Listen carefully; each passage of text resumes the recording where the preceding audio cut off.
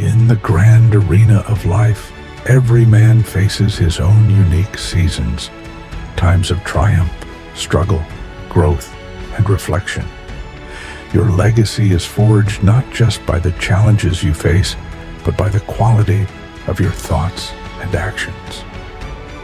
Welcome to the Legacy Podcast with Ernest Wood, where we explore the path to true happiness, enduring legacy, and becoming the man you're meant to be.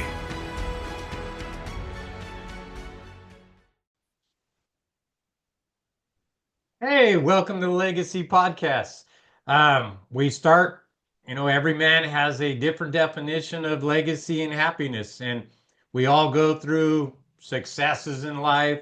We go through struggles, and we learn from those struggles. And I think that's where we learn the most from.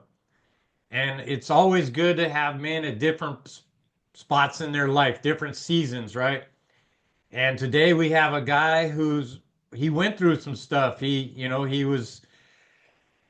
found that he was depressed for a little while. He was a great football. We're gonna go soccer because I'm in America, player.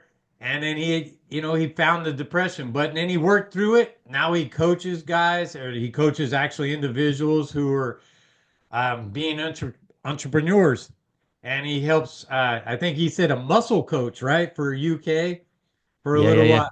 Yeah, dude, it's awesome. So Luke, I'm gonna let Luke Beastall, Beast, you got it, man. You so Beastall. got it. Well done, That man. is, it's a freaking Yeah. awesome name. Yeah, I'm gonna let Luke go over some of the other little things that he does, and we're gonna chat, and he's gonna give you some fantastic information and tips today. So go ahead, Luke. Where shall I start, Ernest? Seriously, but Man, there's let's so just talk about how you got to, like your level of soccer or football that you got yeah. to, and then going through that depression and what helped you get through that.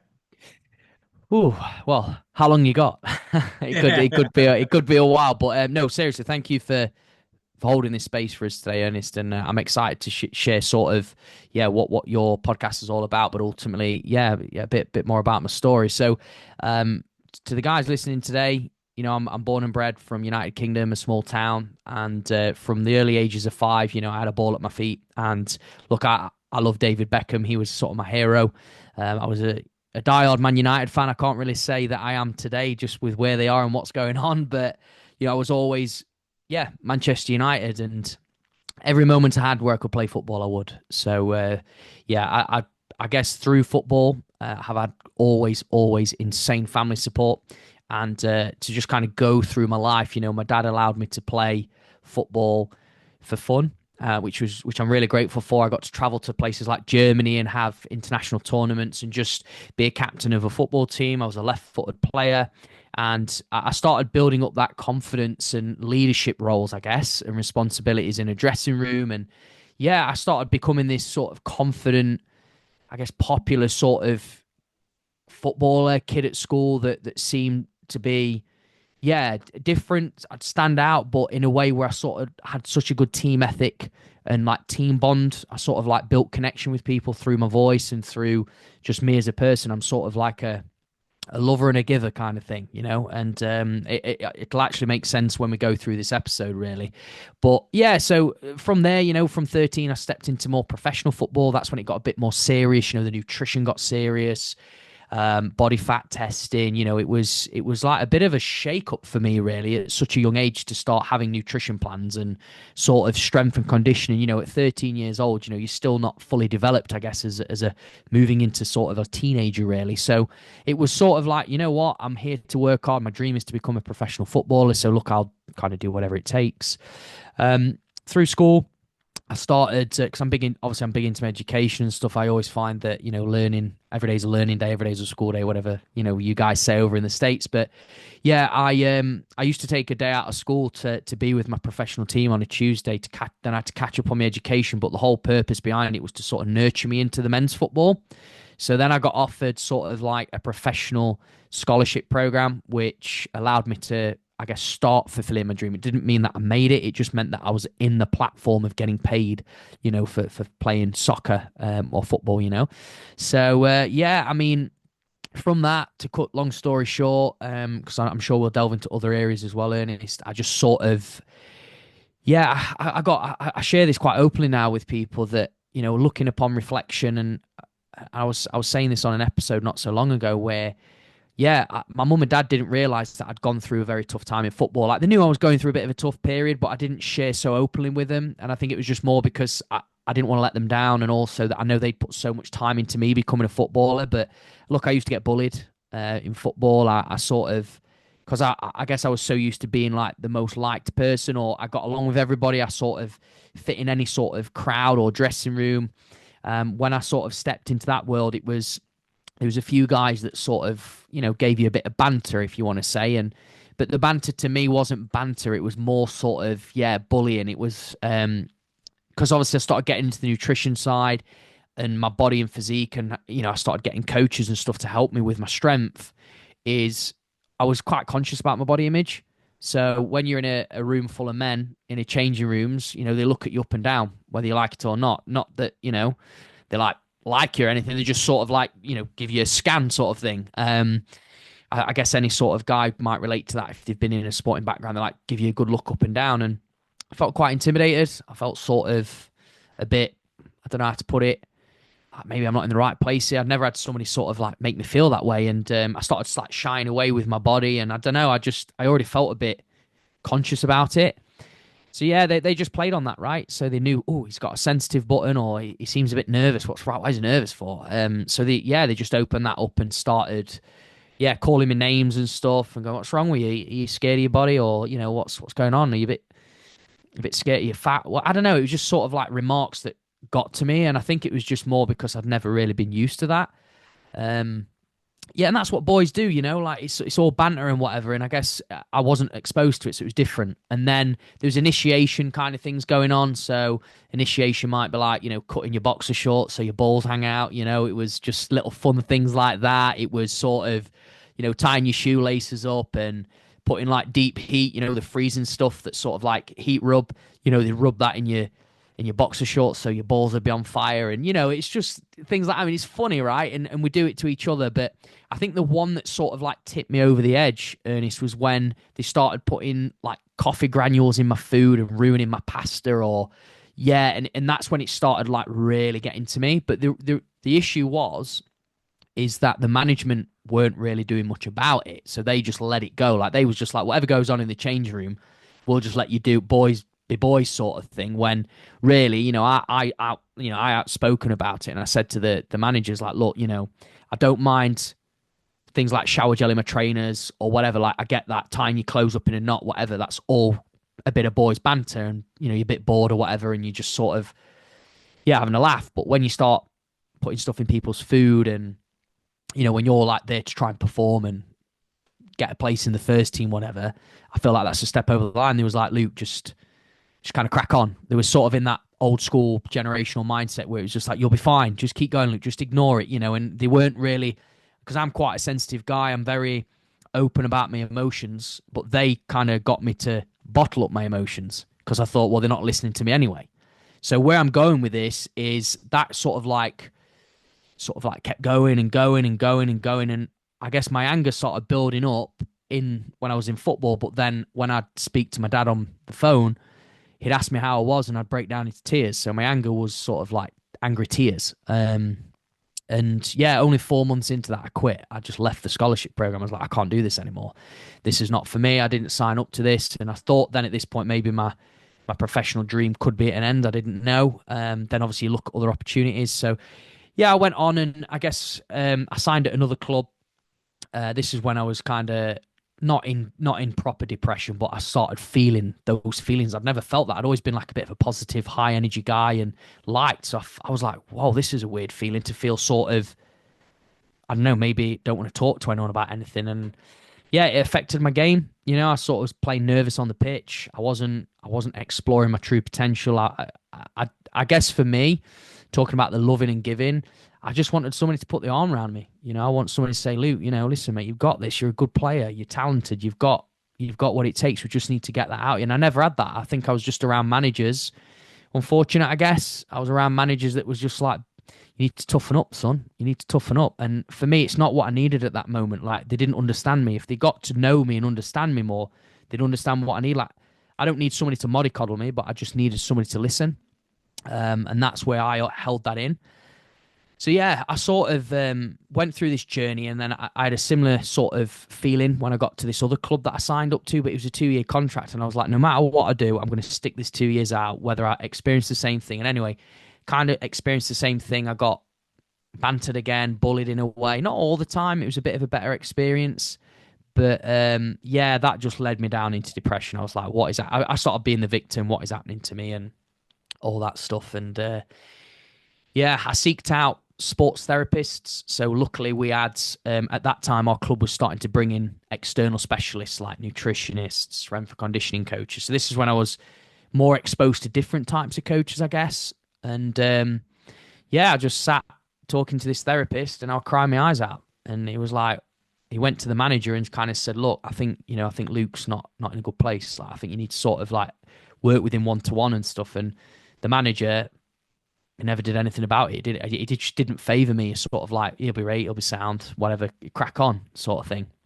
So yeah, I was not supported basically. And then the club, as I got to 19, they released me, and then from 19 to like 21, 22, I sort of like hired a football agent. I went into loads of different clubs and tried everything really. I sort of like given myself the opportunity to go all over. Like I flew out to Germany, had a trial. I went to Spain. I lived in Madrid for 6 months. I went to Scotland, and I got to 22 and I was like, God, what is my life? You start checking in and going, gosh, my mates have like, graduated university. I've not even got any university experience. I've got no sort of like backing of education. I had like a BTEC in sport and exercise science, and I had a football bachelor. I was like, gosh, I've got to do something. Like I'm really like sort of, yeah, where am I? I'm lost in my life. I lost my identity. I was like, right, I think football's got to go. I've got to. So without football, I didn't know what to do, because football had been my life for sort of 5 through to 22, 23. So that's when I decided to opt into a career change. So going on to like Musclecoach UK, again, leading to all what I've shared about my body image, and that I was a chubby kid. And I just thought, as any young guy would want, big arms, big chest, abs, sort of looking good, feeling good in the mirror. I wanted that feeling, I wanted to be Ronaldo, where you go, bah, with your arms and your body looks mint. So I thought muscle, but I want to be a coach. So Musclecoach was sort of the name. And then, yeah, I got PT qualified back in 2015. So that's like, 10 years ago. And that led me out into cruise ships. So then I just completely packed my bags and moved away and lived on a ship for 9 months. And then that's when I left football behind for good. Hey, man, there's a lot of stuff there to unpack, huh? Sorry, It's yeah, I know. no, I know it was. no, it's crazy because you think about a lot of guys or a lot of kids, a lot of guys, we all go through that thing. We were all told to suck it up, rub dirt on it, stop being a pussy, you know, and and those are some of the things that like cause the guys the issues that we have today because we all sucked it up and and then like we didn't know how to express it. I think I always say this, man, the pendulum swing too far. Like at one point everybody was just all about suck it up, man. Just suck it up. Be a man. And then it went to a little much the other side where it's okay. You can just you're still a winner, even though you're the worst kid in the world at this sport. You probably shouldn't even be playing, but you're still a winner. So you got to find that happy medium with that whole thing. Um, but what you were saying about you had managers instead of coaches, I think that's a huge thing in life, man, because most of us we go and work at a job and we have managers or bosses and there's no leaders there, right? There's not somebody that's willing to listen to you.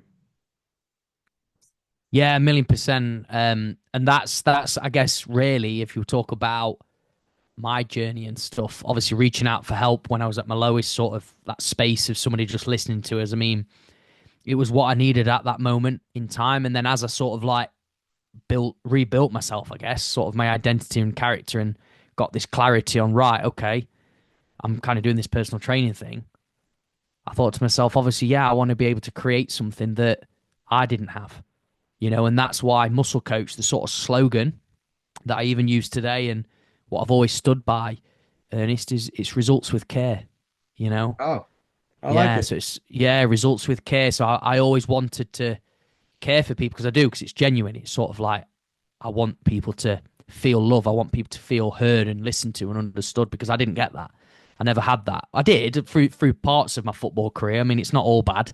I mean, I've had some amazing times and memories that I would cherish forever, right? But in terms of when we talk about the depression side, it was like if someone was there just at that moment to provide us a bit of care and respect, most importantly, I think my career would have been, I think, different, really. And then also you said your identity was kind of wrapped up around playing football or soccer. And that's hard for guys because we do, like, a lot of us, our identity is what social is telling us, right? Society's telling us. And we lose like our happiness from the inside. That's what happened to me. I did not have my happiness on the inside, but once I was able to find that happiness, sounds kind of like what you did, right?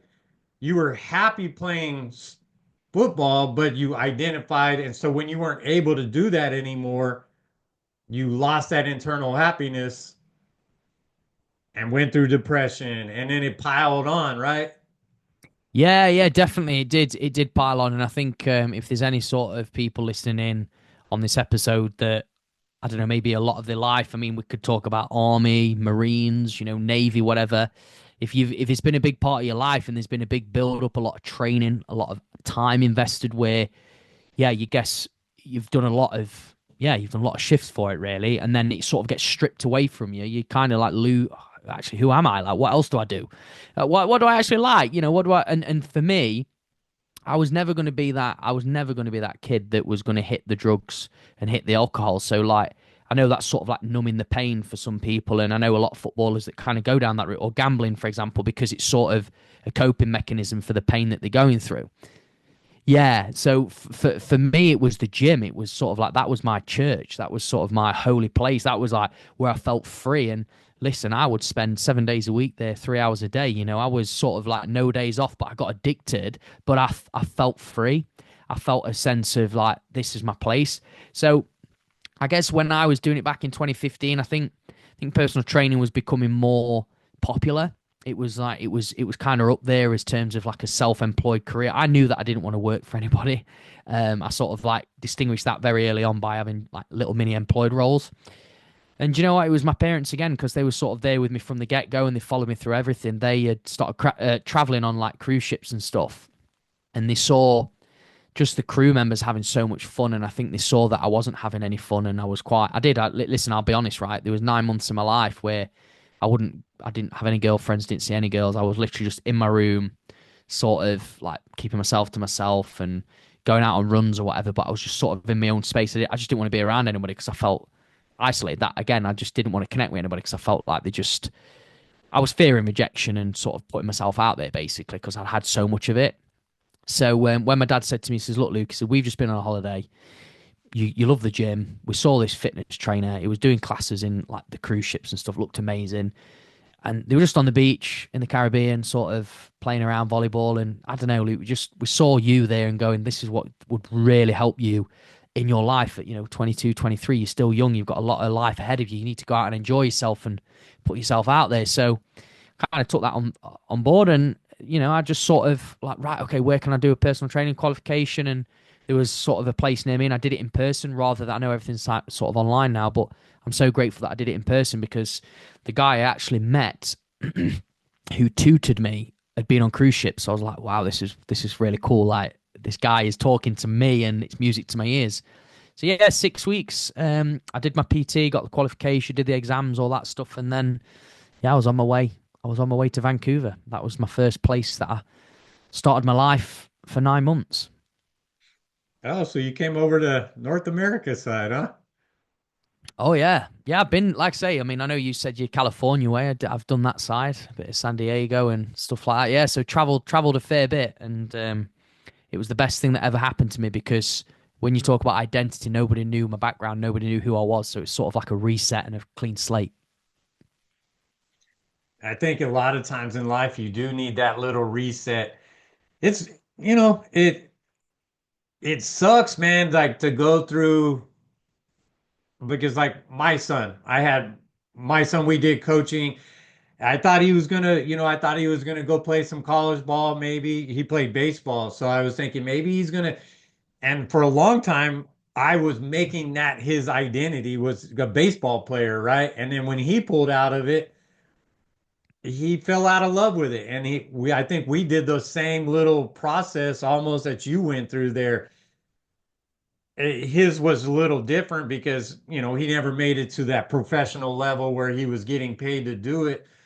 But as dads, because you're a dad now too, I think Yeah, yeah, yeah, sometimes we put that undue pressure on our kids, man, yeah, yeah, yeah.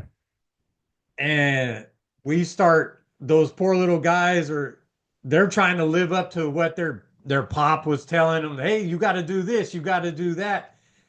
And in some ways we're being poor managers. We're not being the coaches that we should be, or we don't listen to, hey, I don't want to practice today. Get out there, suck it up, right? Yeah, yeah. I Because mean, you're sometimes you need that. You need that, but I know sometimes where you you're do coming need the from. Yeah, kid. yeah, Yeah. yeah, yeah. There has to be that balance though. And I think one of the other things that we chatted about was master your life. I think you brought up that, right? Yeah, yeah. So, I mean, do you want me to talk about that, or do you want to ask something? I Yeah, don't know. sure. Go ahead. Yeah, so mastering your life, right? That come off the spin of my business. So Musclecoach was all fitness based, right? So what I kind of realized was that I was very good at building communities, results with care, kind of brought people in. Everybody felt like no sort of judgment. It felt a safe space.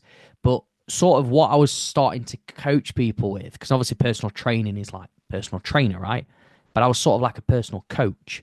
So I thought to myself, well, I want to develop and create something that actually I stand by, and it's more of a holistic sort of approach. So it was like helping people beyond their life or helping people beyond their workplace. So it was identity work. I was actually like coaching people on identity without saying I'm an identity coach, if that makes sense. So I was listening to a lot of self improvement stuff and I was podcasting, reading books. I love all that stuff. And I kept hearing mastery, mastery, mastery, mastery, this self mastery. And I thought, I love the life aspect. I love life. I love living, sort of, I don't feel like feeling trapped. I like the freedom element of life, all that stuff. And I was like, and I just was out, literally walking out. I put in my notes on my iPhone, master your life. Didn't know what it meant, just the name, it was there. I'd parked it, sort of, it came to me. Never come up with any other names other than master your life. So, master your life originally was a launch that myself and my fiance was going into where we was going to deliver sort of a holistic lifestyle program where I was going to work with males and Abby was going to work with females. I invested £10,000 into this launch, getting a drone, video, all about sort of like picking you up when you're down and togetherness and sort of, relationship culture. We're wearing it together. We was all like, we're going to bring couples into this program. Like we're going to help couples together, sort of thing. Teamwork makes the dream work. All that sort of, elusive culture, right? Um, Everybody was like, oh, when it launches, we'll sign up. Can't wait. This sounds amazing. I think this would be great for me and my partner. Blah blah blah. Launched it, dead. Nobody was interested. Nobody signed up. It was a rushed launch. The website had all the blows and whistles, shiny, shiny, shiny. The money just went down the drain. What I learned from that is that I actually didn't truly know what Master Your Life meant to me. I was putting it from what I thought it would mean to the audience, and I was living it and trying to create it through their sort of eyes and mind and body, whereas it wasn't connected to me. So there's me going, right, I don't want to get rid of this name. It's sort of there. Obviously, I had the company name and stuff like that. And yeah, so I just started finding, well, what is it? And then I sort of thought it's still got to be to do with identity and stuff like that. But I thought, well, how do I help people with this? So it's through conversation. That led me on to building and creating the podcast, Master Your Life Beyond the Boardroom. So that already came from, again, what was an extension. It was a rigid, like I always wanted to do a podcast, but I didn't know what it was going to be. But then I thought, well, that sort of like Master Your Life, like coaching program wasn't a thing. So I was like, Master Your Life can be the podcast, conversations, hearing people, personal development. But then I thought to myself, well, Master Your Life is not actually a coaching program that I can fully understand the meaning to just yet, because I need to really get understanding for myself. So I was like, I want to create sort of like a branch to Master Your Life. And that's where I created Master Your Time. Because I asked myself the question, what's more important to me, time or money? And for me now in the stage of my life, it's time freedom.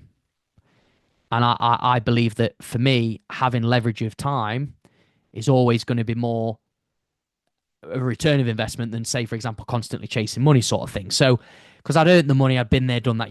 I'd learned a lot about myself. So, Master Your Time is a community that I sort of is the spin-off to Master Your Life. So, Master Your Life is sort of a program that's not created yet, but it will be created from me doing the first step, which is Master Your Time. So, I work with business owners now, but they're normally people that are employed, that have got a side hustle, and they're struggling to grow that side hustle to where they want to be so they can leave their employed role because they're struggling with time management. They're struggling with sort of kids' responsibility. They're sort of like, oh my God, I've got a nice paycheck coming in and I've got this side hustle. So they're struggling with that gap. And that's where I come in. I'm sort of their guide through that gap. But I use a lot of the mindset stuff that I guess I've learned from building multiple businesses and communities and my experience. And that's where the community is predominantly focused on that. So that's kind of where that's at the moment. So yeah. It's funny because when I first started, when I quit my job like 10 months ago, my thing was master your life with balance. Yes, I And saw. Yeah. and guys hate that word balance. Like, Yeah, they do. especially Yeah. entrepreneurs and business owners, they were like, take your balance and shove it, man. But it was just because everybody like thinks of balance. Like when you say balance, yeah, it sounds like everything has to be 8 hours a day, 8 hours of Yeah. family, 8 hours of work. But it was all about mastering your fundamentals, man. And I think that's kind of what you're talking about, like your time, right? You're not going to give equal time to your family, your business, and yourself. But what you can is make that time as valuable and as important as possible. So when you're spending that time with your kids, you get rid of the phone, you get rid of the email. You're actually engaged with them, right? Mm. And I kind of had to pull away from the master your life thing too. It's so funny because it's almost like a similar experience, right? Everybody was Yeah. like, Yeah. it sounds fantastic. Yeah. And then I was listening to Alex Hermosi, and it's kind of what you did there and what I did. We go through that uninformed optimism. Oh, this sounds freaking great, dude. Yeah. Everybody's going to love this. And then all of a sudden we find out, like, oh shit, nobody knows it. Nobody even cares. It's like, damn. Then we go through informed pessimism, right? That's where we get to that next step that we know, well, maybe that master your life, maybe I have to fix some little things with that, Yeah. like Yeah. what you Yeah. Yeah. did. So you adjust it a little bit. And then it goes into, hey man, is this really worth it? Like, am I really gonna push through this? And I think we're both in that same step right there, right? We're almost in that informed optimism now that we know there's a problem there. We know we can help. We just got to figure out the right marketing and get that totally dialed in.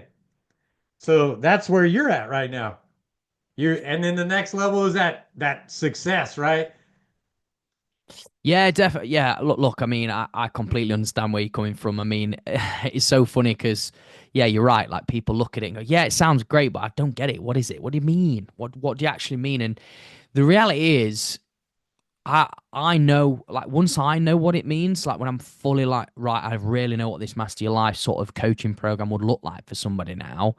That will come in time. I think, I sort of thought I had it all figured out and I really didn't. So I had to reverse engineer and sort of pivot, which obviously for me, the time really meant a lot to me because, like, for example, I know we talk about it quite a lot, but like COVID, for example, was a blessing in disguise for me in my business, because I had a fully talk about 57 hours a week PT business booming, expanding my networking team before COVID, and then boom, closes. And then I'm not doing any hours anymore. So I sort of like realized, oh wow, I've been gifted all this time back, and you reflect a lot, you slow down. And then I realized how important my time was, and actually I was just leaking it and spending it on work. But I was like, I don't want to keep spending it on work. Like there was a deep thing inside of me. Like I know some people go, you're crazy. Like you was earning all this money, and like surely that money will be good, set you up for the future. But I don't know. Like my mind and my body just wasn't connected with that. I was literally going, but I like my energy. I want to have energy. I want to have time. I want space. I want to sort of be able to have a bit of freedom. I don't feel freedom if I'm sort of like stuck to a gym floor for 57 hours a week. Yeah, I'm doing it for others, but I'm not doing it for me. So that's where then I thought, right, how can I build a model, a coaching model that can have a bit of a best of both worlds, really? So it's sort of like Musclecoach still does its thing. Master Your Time does its thing, that, and the podcasting. So it's like more, I've come away from just being, I guess, which I guess when you're starting out, you just sort of focus on one thing to, get really great at it, because the reps are really important. But now it's sort of like branching out and having multiple facets, and pockets of the business where people can experience what you do. And that's what I love about this now. It's very playful. My business is sort of exciting. It doesn't feel samey. And yeah, but look, I've already got sort of an idea of what Master Your Life will be. I think I would definitely start, I guess, work with people that, like you just, if we talk about legacy, right? They probably want that. They want to leave a legacy behind. They probably want to, absolutely transform their life in every area. I think Master Your Life, as I learn more about what I'm doing and my coaching skills develop, I think people will start seeing that name and go, they'll just ask about it naturally. That's what I think will happen. I think people just go, Luke, so what is Master Your Life? What's that all about? And then I'll go, bang. And then they'll be like, do you work with anyone? Is that like a coaching program? And then when I start feeling that from the audience and people that I talk with, that's when I know that it's starting to become a thing. Because that's how people said to me, like, oh, Luke, so what? You help people with like sort of like structuring time and helping them gain more time back so they can build a business and stuff. I started, and I was like, hold on a minute, this could be a thing here. I'm starting to feel a bit of, yeah, and then created it off that. It's just fun. The way the process is, it just repeats itself over and over and over again. Once you learn it, right? Once you learn it once and you go through it, and then you just keep on building. But that was my whole thing, like master your life, because so many of us are just controlled by what's happening around us, what our neighbors do, what the news is telling us, and so we go down the rabbit holes. We end up not knowing who we are. We really don't like ourselves. And that was my whole thing. I just did not like myself. And I went around, started reading tons of books and trying to fix it, but I never could fix it because I never even knew who I was. And I think that's the biggest key to in my opinion, the biggest key to mastering life is finding out who you actually are, like who you are inside, what makes you happy, what you're going to give to the world, your legacy, your purpose.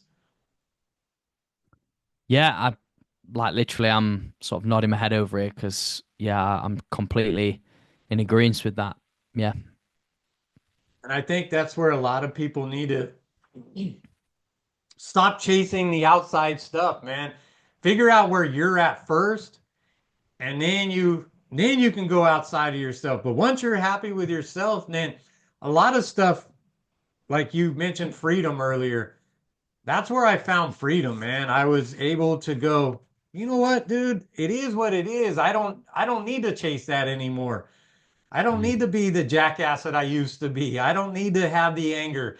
I can forgive people. I don't even care. Like, do what you're gonna do. The only things that I'm in control of is my thoughts and how I respond to stuff.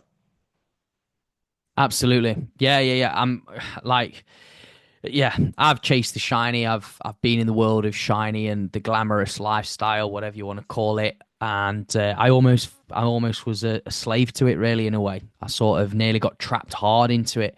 I was in it for probably a good couple of years, really. But I didn't know who I was, like you say. I think, somebody once asked me, well, actually, it was one of the performance coaches that I worked with, and he says, Luke, he said, I'm gonna strip your business away from you because I know how much it means to you. I know how much you're wanting to grow it and sort of it be this, big thing for your life. Who are you? Like, Oh, wow. He yeah, asked you that? yeah. Oh yeah, took my bit. Yeah, so I'm taking your business off your hands. I'm taking everything off you. You ain't got to worry about anything, nothing anymore. But who are you? And I was like, oh my days, because everything was just all everything I spoke about. I mean, I can remember even Abby used to say to me all the time, she says, Luke, please stop talking about work. Like all you talk about is work. And I didn't even realize, it was sort of like conditioned. It was, yeah. So, yeah, like I say, identity is the big one for me, definitely. So when you said that, like, who are you? Another good one was I was talking to a sports psychologist and I had an answer, but I think if he asked me back then, I wouldn't. He said, let's say I got your work covered for the next couple of days. So all your emails, all your content, everything that you need covering, what would you do in those 2 days off? And I was like, ooh, good question. I'd just be outdoors or something. Do you know what? I did it with the guys that I work with. And do you know what they all said, Ernest, which was so powerful? They all just wanted to be outdoors, like connecting with nature and going up in the mountains and stuff like that. So it's interesting, isn't it? Like the world that we live in and where we spend most of our time, i.e., behind a screen. And that actually what we really want is connecting to being outdoors in the nature and stuff like that. So no wonder we don't know who we are because we're just looking at everybody else's life through a screen. And we're not actually looking at what we want to do and doing more of the things that we actually love doing. It's like if you ask people like, what do you love doing? Some people go, oh, I don't know, really. They don't know. They don't know the answer. Nobody, because people don't ask those questions. They're just like, oh, did you see so and so on TV? And did you see that she did that? And did you see that viral video? Did you see that? I mean, come on. Like, it's just the glamorous, isn't it? It's just the sort of, oh, you seen how much she's made and he's made. And yeah. That's what I always say, man. You get stuck watching everybody else's idea of success and instant success and instant. So we're always like inundated with information and ideas, somebody else's ideas. But once you find yourself like there was a show and it talks about and it was like a study. 9 out of 10 people, if you go and ask them what they really want out of life, 9 out of 10 people say to be happy, Oh, a million. Yeah, yeah, yeah. right? And and even that person that doesn't say it, when they start explaining some of the other what they want, is pretty much to be happy. And but nobody ever takes time to think what actually makes them happy. Man, you just said it perfectly. Everybody looks around and what that's happy. Oh, they're happy. So it's like that whole thing, like squirrel. Oh, what? Hey, whoa, and just take that time to figure out what makes you happy in life.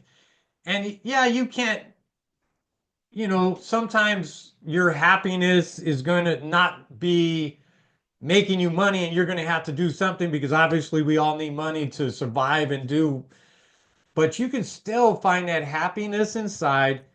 And what I always say is learn to be happy with who you are and where you're at, but never be satisfied. Yeah, I like that. That's so good. It's so good. And I just want to share with like obviously your listeners and stuff like that that by no means, by the way, am I like so in like my identity is complete or that everything that I've shared today that I'm by any means got all my stuff together. I'm sort of still a work in progress, right? It's life sort of, all right, life is a finite thing for us. Like, we're all going to die one day. That is at least one guarantee. But I think it's just sort of, I'm looking at the processes, like, say, mastering your life or that sort of thing. It's infinite. So it's sort of always evolving. It's not like, oh, okay, like most people, right, so I'm a technician. Okay, that's me done now till I'm 60 and I retire. No, no, no, no. That's not sort of the life.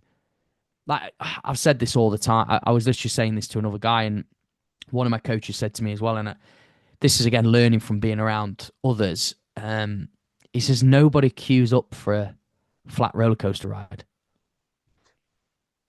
I was like, damn. I was like, yeah, that is so true. Like, you want the excitement, you want the twists, the turns, the speed, the up, the down. But when that comes to life, people don't want that. People are like, nah, I'm happy, I'm comfortable. I'd rather just stay where I am, even though they're miserable, right? But that's where you become your true self, and your identity is when you do experience the highs, the lows, the twists, the turns, the corkscrews, the speed, the slowing down, the all that kind of stuff. Dude, it's so true because that is awesome though. That I never even heard about that one is yeah, nobody lines up for a freaking flat roller coaster, right? That Yeah, just yeah, yeah. goes around. And it I used to be that guy, like because I had, like we all have those different experiences in the childhood where yeah, we had some rough times and blah blah blah. And then I was like, damn, can it just be smooth? Like just make it easy for me for a little while. But I found that I wasn't happy when it was freaking easy either. And now, like, now that I found that happiness in me and I found gratitude, I found forgiveness, empathy, I do my acts of kindness. I love, like, when shit gets hard, like certain things, right? Like, not always arguing with the wife or anything. I don't like that kind of hard. But Sure, yeah. like I like when I have obstacles, like learning, I have to learn a new thing, how to edit this video so it doesn't sound stupid, right?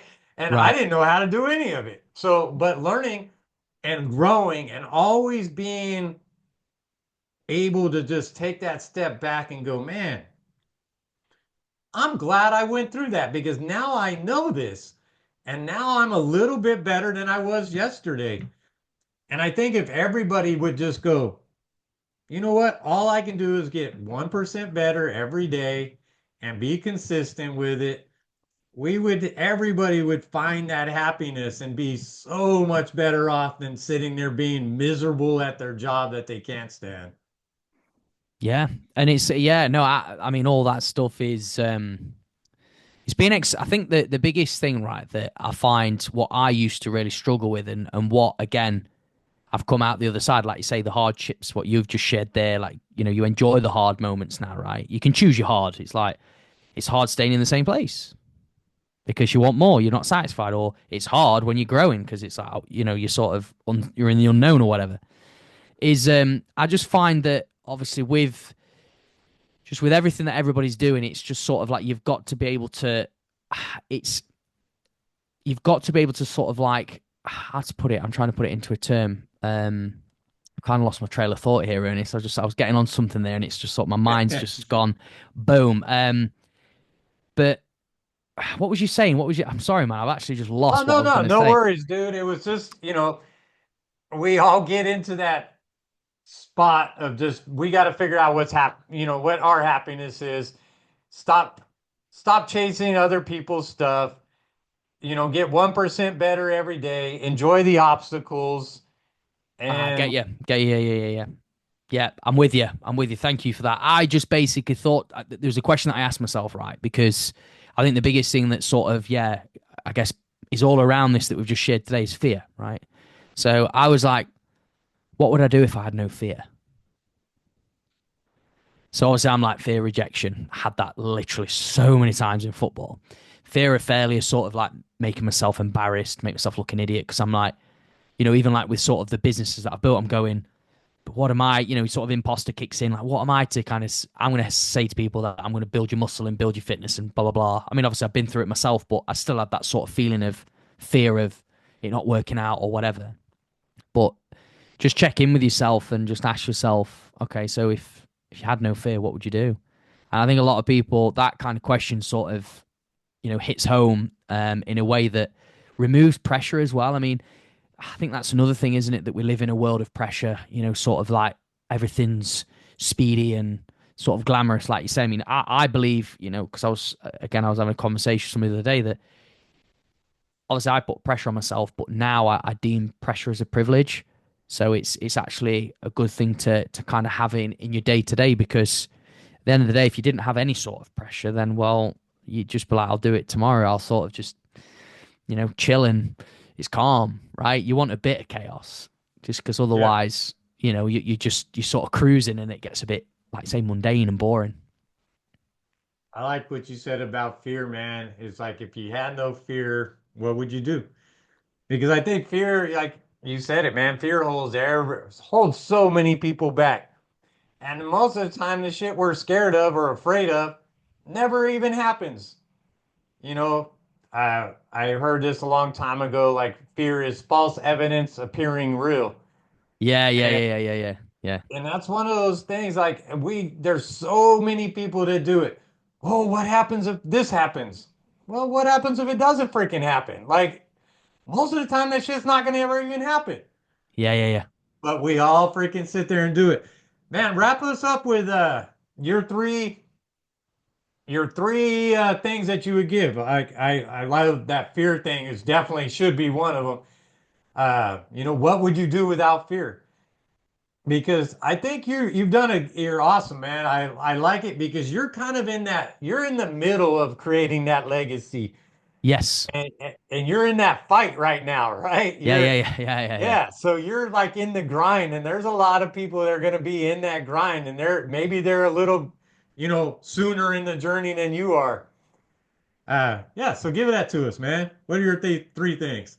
Well, I'd say the first thing is have fun. So definitely have fun, right? So whatever you're doing, if it's challenging, can you just sort of break a smile and have a bit of a laugh about it, whatever the outcome or the processes that you're going through? I think that's really key, and be playful with that fun side. Business and life, you can see it as a bit of a game, right? You're not going to win every shot. You're not going to, but you're going to learn from every shot. I think that's the biggest thing. I think that's number one. So have fun. Second thing is, yeah, like what would you do if you had no fear? I think that's a really sort of good thing. So it's not just about being fearless, but it's actually just kind of like walking in to a room or to an environment that obviously brings in fear and just do it. Just obviously like Nike, just do it. I think the third thing for me is um I guess the thing is like perception. And when I say perception, I mean if you I want out like the listeners in I want if they went away from here today is perception. Stop being in your life too much and come out of your life a little bit and overlook your life.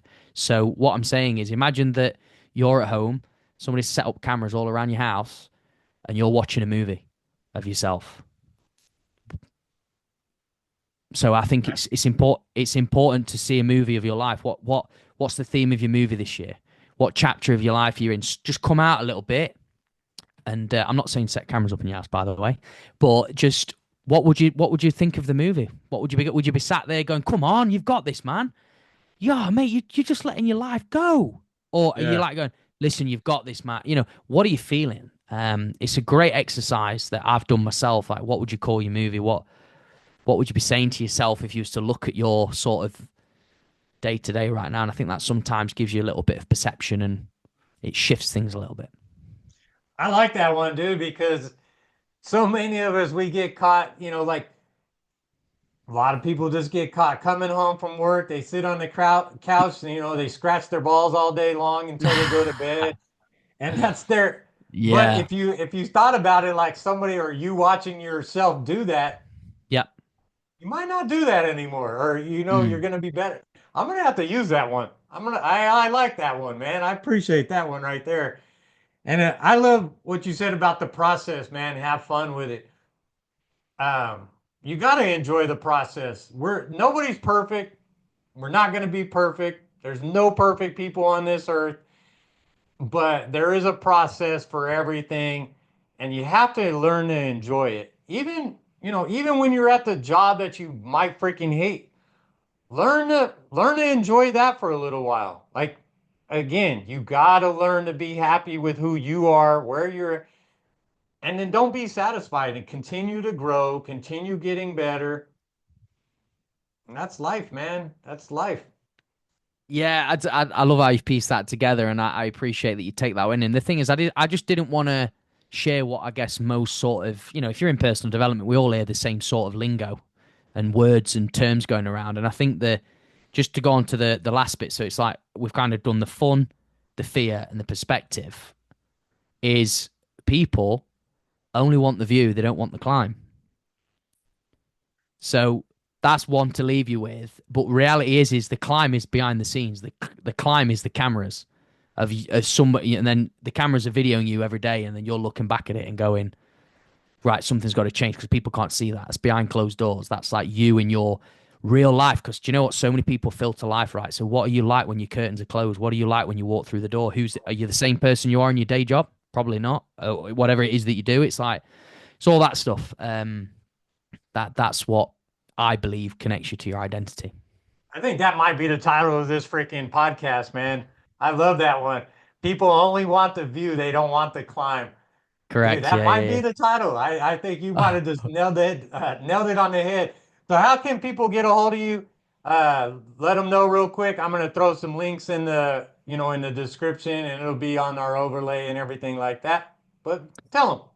Well, I appreciate that, Ernest. I mean, obviously, yeah, if you guys go in the show notes, you'll find us. But yeah, if you just search my name, Luke Beastall, even if you search me in Google, there's plenty of sort of like links, articles that I've been in and stuff. There's loads of stuff on me there. LinkedIn, Instagram, Facebook. Yeah, you'll find me. And it's great. And by the way, send me a message. I'm always happy to have a conversation. Luke, it was a pleasure, man. And I love the last name, Beastall. That's freaking awesome. Yeah, beast mode, man. That's it. We're activated. That's There you it, go. dude.